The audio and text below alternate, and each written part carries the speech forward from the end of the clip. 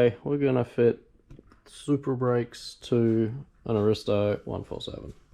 I've removed some bits. I'm currently still removing this. I'm about to go inside the car. I sort of forgot I was doing videos, so I should be at least putting that in. Someone might find it useful. I'm removing all the old stuff, as you'd expect. All of this wiring is body. This stuff I've unbolted from the body is all attached to the booster, from what I can see. Runs all the vac pump and all the ABS stuff. I won't have ABS in this by the end. But yeah, so I'm going to pull that out, hopefully, and see if I can make some sort of usable video over the next 3 months by the time I get the car back together.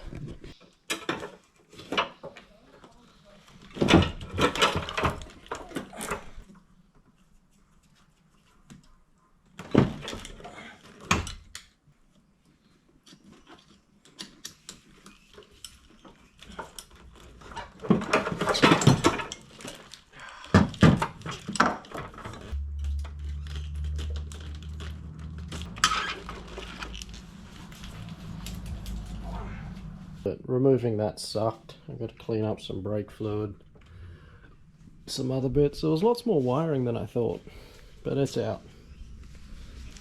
Like a 90s junk. There's even a hook to probably lift it, which I didn't use. Yeah. So the reason I'm changing this is the pedal would randomly get stuck, and the fluid in it coming out looked terrible, but it'd get stuck and then all of a sudden I'd get 100% brakes just after it. So looking at this, I may have to shorten this a little bit, we'll see, but we can adjust all that pretty easily. It's the same stud pattern, so yeah, I'll get some brake fluid. It's already cleaned up. I figured we should probably get some measurements for everyone else who's wondering. Flange to pin, I would say 125 central on the Aristo. Supra 180-ish, probably 178 maybe, is where the adjustment's set. So I will be pulling some bits apart to see what I can do, and if worst case scenario happens, I am going to cut and weld this. I don't care what anyone says you should and shouldn't do. I'm doing it. And I'll just shorten that to suit Aristo. So it's not direct bolt in for some reason. The other way to do it is you could space this forward, but then that defeats the purpose of everything. We got some form of double gasket going on here.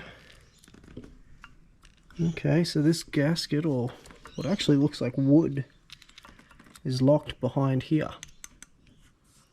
on a little dowel. So I might put the camera down and unscrew that. Yeah, so it's looking like I'm just going to chop and re-weld it. I really can't be bothered pulling anything else apart. I had a bit of a look in here to see if I could somehow change pins, and it didn't look like a 5-minute job, and cutting and welding it is a 5-minute job. I'm just going to cut 45 mil, I think, because I had 180 on this one to the eyelet hole, and I had 125, I'm pretty sure, so that's what I'm just going to work with. So I'll just cut 50 mil. That way I got some adjustment on the thread anyway, either way. Go from there. We've done some cutting, and I've done a little bit of cleaning up.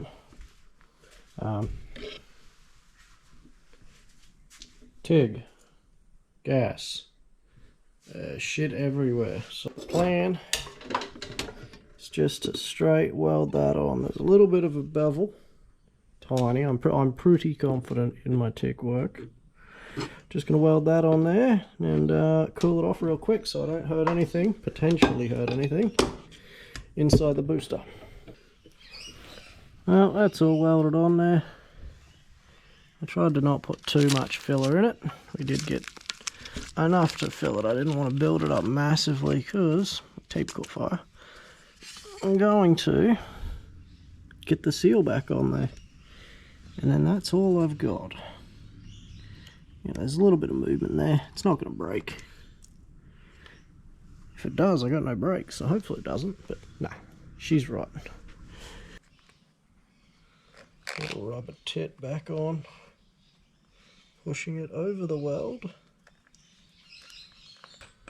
We'll find out.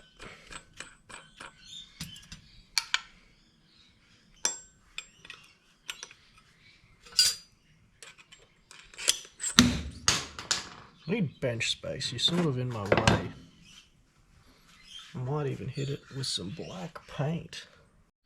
I wasn't sure what this was, but I'm going to use it because the master sits very close. Well, it actually sits on the sound deadening in there. So I've got this. I'm going to use it. It's a piece of steel. I cut that little tit thing off.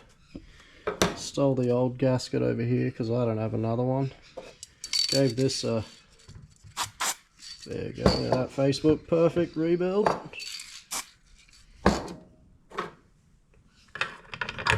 Told you the studs lined up. At least one thing lined up.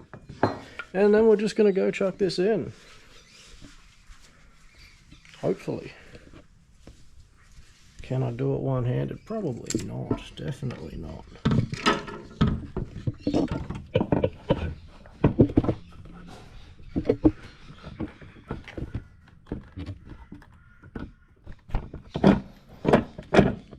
There you go, installed. That master's never gonna fit there. God, I can already tell I'm gonna have issues with this. Or maybe not.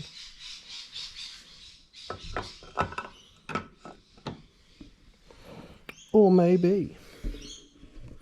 Just kidding. Someone can't line up the fucking bolt properly. Look at that. Hold up, we got about 10 mil clearance there. That is awesome. We did flare things, it's dark. Look. I bent it with a spanner and stuff. Remember, we played with a flare tool, so now we're professionals. We did one. Look, it's a reasonable success on a double flare. Professional. Alright, we're ready for the real thing. Look it up from someone else's video. So the brakes are all in. We used as much factory line as possible because I figured it's better than the Chinese garbage that I bought in a kit. Which I didn't even use this kit, but it's, you know, anything but stainless. We used stainless in another car and it kept cracking. But we bled all the brakes up. It is just a two system. From what we found online, the front port is for the rear brakes and the back one is for the front brakes, which it all bled up fine. Seems to work okay. So I'm going to call the brakes nearly good enough. I'm currently trying to work it out in my head what gearbox to use, whether I do a manual swap and then I'm going to mess around with a clutch master, but I don't know. I might just stick to the auto. The A340's not bad when they're built. We'll see.